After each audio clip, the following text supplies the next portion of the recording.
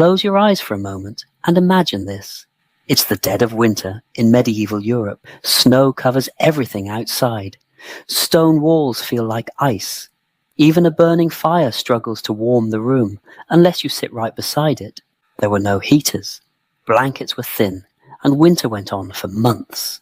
Yet somehow, people survived those freezing months, and they had a secret, a warm, comforting winter drink that people believed could chase away the cold. Welcome back.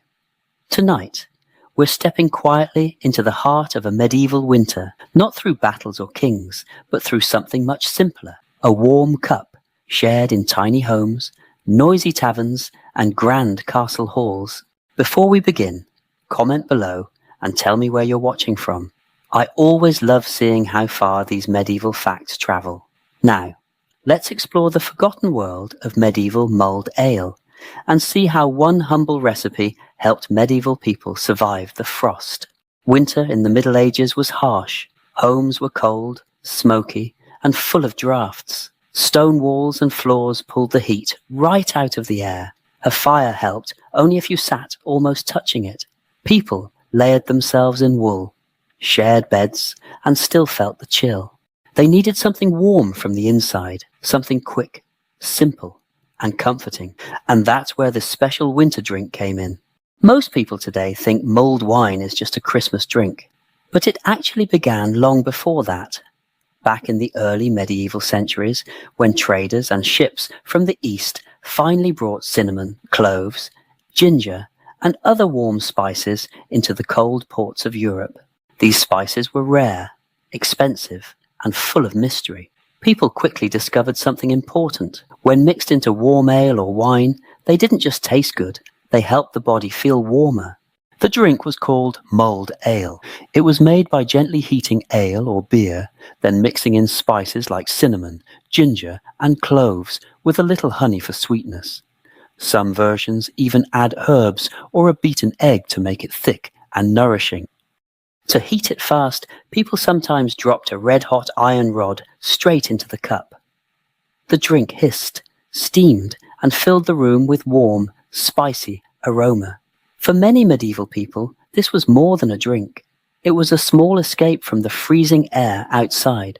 People didn't understand modern science, but they knew the drink helped. Warm liquid slowly raised their body temperature. The alcohol created an instant feeling of warmth.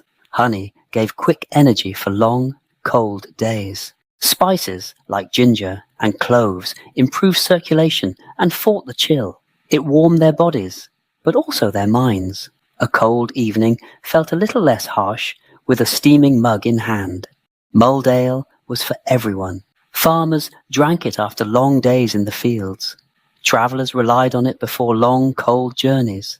Soldiers sipped it during night watches to stay alert and warm. Even royal kitchens made richer versions using expensive spices from faraway lands. From small village huts to grand castle halls, the drink became a winter companion for almost everyone. Every region added its own touch.